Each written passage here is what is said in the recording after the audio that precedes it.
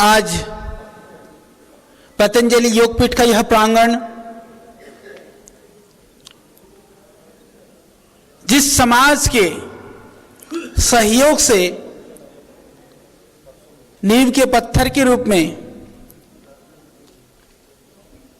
जिनके पुरुषार्थ की कमाई से खड़ा हुआ था, उस समाज का जो शीर्ष व्यक्तित्व है, नेतृत्व है, यहाँ पर हैं माननीय रामदास अग्रवाल जी सहित सभी मंचासीन अतिथियों का मैं बहुत स्वागत करता हूँ। आप लोगों का नमन और वंदन करता हूँ और आप सबका भी सौभाग्य है कि उस महापुरुष का सानिध्य, श्रद्धेय स्वामी जी का सानिध्य आप सबको मिल रहा है। क्योंकि जब हम वहां से आ रहे थे, लगभग जितने यहां बैठे हैं वहां बैठे हैं, ज्यादातर हमारे सदस्य हैं, पहले से ही हैं। तो ये तो पतंजलि योगपीठ अभी कह रहे थे माननीय रामदास जी कि और भाई मयंक जी, हमारे मेयर साहब सब बैठे हैं यहाँ पर, कि श्रद्धेय स्वामी जी ने हमारे लिए यह संस्था सहज रूप से उपलब्ध करा दी। मैं कहता हूँ कि आप पहले से मेंबर हो, बिना मेंबर हुए भी यहाँ पतंजलि योगपीठ पूरे देश के लोगों के लिए जब समर्पित है तो आप सदस्य हो, तो आपका अधिकार तो वैसे ही बनता है। ये तो आपने अपनी सदस्य होने का जो एक प्रमाण है यहाँ आकर के पतंजलि योगपीठ को दे दिया है। तो पतंजलि योगपीठ का यह परिसर बहुत प्रसन्न है, यहाँ पर बड़ा उल्लास है और हमको इस बात के लिए खुशी है, क्योंकि यह बात कोई कहने की बात नहीं है, यह बात सब समझते हैं, महसूस करते हैं। हमको यह बात स्वीकार करने की है कि पूरे देश के अंदर जितने भी धार्मिकी और आध्यात्मिकी और सामाजिकी, राजनीति की चार पक्ष होते हैं। राजनीतिक क्षेत्र में हो सकता है कि और भी लोग सहयोग करते होंगे, परंतु जहां धर्म आध्यात्म की बात है, पूरा देश इस बात को स्वीकार करता है। हम लोग शास्त्र में पढ़ते थे कि बोले ब्रह्मचारी बहुत बड़ा होता है, सन्यासी बहुत पूजनीय होता है, वो बहुत वंदनीय होता है, वह इस संसार का सिरमौर होता है, पर बोले सबसे आगे गृहस्थ जो है वो सबके लिए वंदनीय होता है, क्योंकि सारे आश्रम वह गृहस्थ आश्रम से संचालित होते हैं। बाकी तो साधना करते हैं, जीवन भरण पोषण का कार्य जो है वह गृहस्थ कराता है।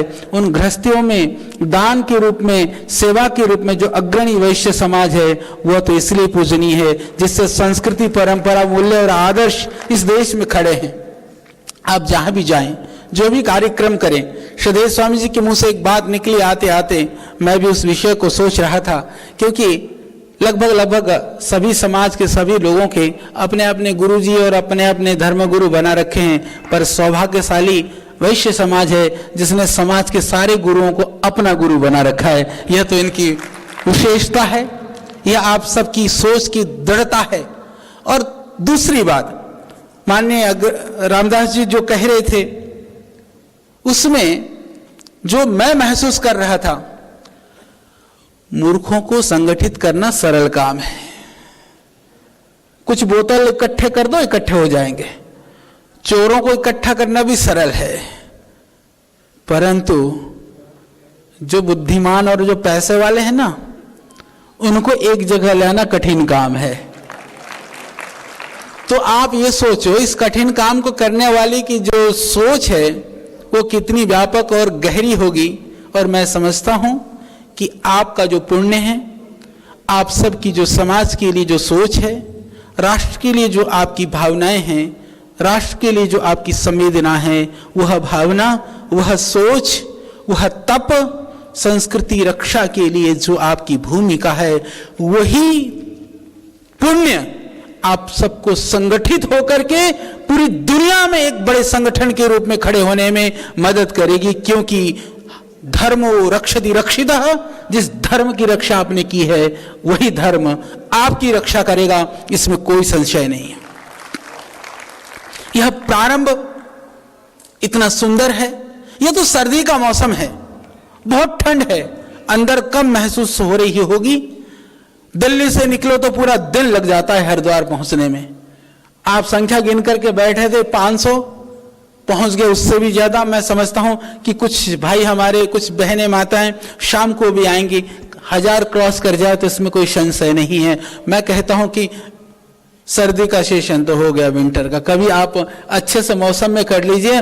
और मैं कहता हूं ये पतंजलि योगपीठ परिवार संख्या की दृष्टि से भी, भाई सोहनलाल जी कह रहे थे कि वहां ले चलूंगा नैनीताल, मैं कहता हूं कि एक ऐसा कार्यक्रम, ऐसा सम्मेलन आप करें, क्योंकि यहां एक जगह पर आप आराम से, हमारे पास 1500 से ज्यादा अच्छे कमरे हैं। तो मैं समझता हूं कि वैसे और भी धर्मशाला को सबको मिला लिया जाए, यहां पर 7-8 हजार लोग आराम से ठहर सकते हैं।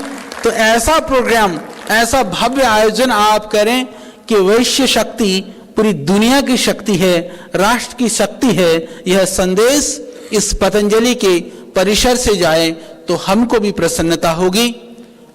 ठंड है तो सर्दी तो अपना रूप दिखाता ही, ठंड लगेगी थोड़ी तो ये, क्योंकि आप श्रद्धेय स्वामी जी को गुरु के रूप में, अपने आदर्श के रूप में देखते हैं। तो गुरु जी के यहाँ पहले प्राचीन काल से आप सबको पता है, हमारे जितने भी संत महापुरुष होते थे वह नदी के, पवित्र नदियों के किनारे पर तीर्थ स्थल होते थे। संत की कुटियाओं में जाकर के रहते थे।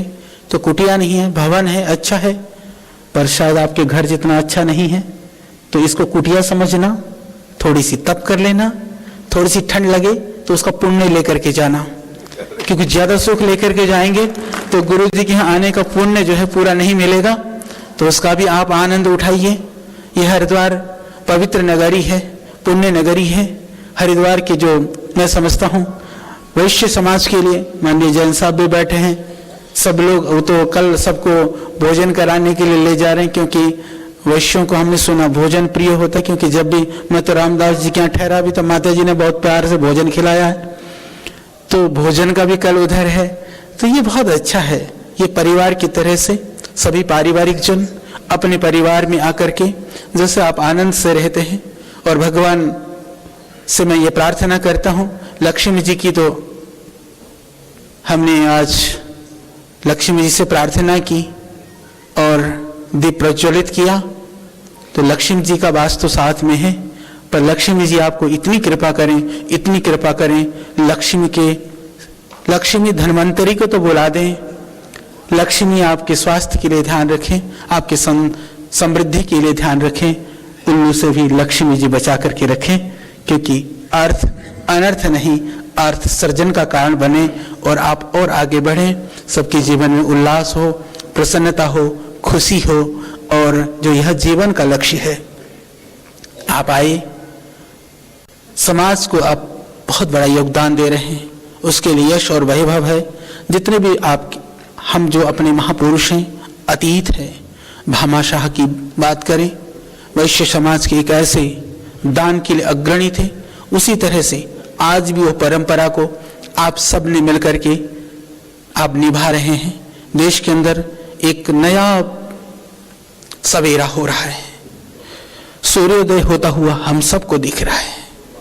मैंने देखा बहुत सारे जो व्यापारिक कार्यों में, वैसे तो आधा वैश्य तो मेरे को भी स्वामी जी ने बना रखा है, क्योंकि बाबा जी हूँ, इसलिए थोड़ा अपने लिए नहीं जीता हूँ, आप थोड़ा अपने लिए भी जीते हैं। बाकी कार्य तो सब मुझको वो भी करने पड़ते हैं। अभी भाई पूछ रहे थे पानी भी आपका ही है क्या, मैंने कहा पानी भी हमारा ही है। तो हम सब लगे हुए हैं और राष्ट्र की सेवा के लिए, राष्ट्रदेव को सर्वोपरि मानते हुए, अपनी संस्कृति को सर्वोपरि मानते हुए, बौद्धिक क्षमता आपके अंदर बहुत है, कार्य करने की क्षमता अपार है, पर काम इसलिए नहीं हो पाते थे क्योंकि काम करने के लिए एक वातावरण नहीं बन पा रहा था। अब देश के अंदर एक वातावरण भी बन रहा है। तो इस समय पर राष्ट्र की उन्नति, देश की समृद्धि के लिए आपकी और आवश्यकता है, आपकी उपादेयता और बढ़ जाती है। तो आप सब मिलकर के देश को उन्नत बनाने में, लोगों के जीवन को आगे बढ़ाने में, क्योंकि शतहस्त्र संकीर्ह सहस्रहस्त समाहरः, यह वेद मंत्र कहता है। 100 हाथों से आप यदि संसाधन जुटाते हैं तो हजारों हाथों से लुटाने वाले बन करके आप आनंद से रह सकते हैं। तो इस वेदवाणी को आप सार्थक करें। आप सबको मेरी बहुत शुभकामनाएं और पतंजलि योगपीठ में पधारने के लिए मैं आप सबका बहुत बहुत धन्यवाद करता हूं। आप सबको प्रणाम करता हूं। बहुत आप सबके लिए बहुत बहुत मेरी शुभकामनाएं हो।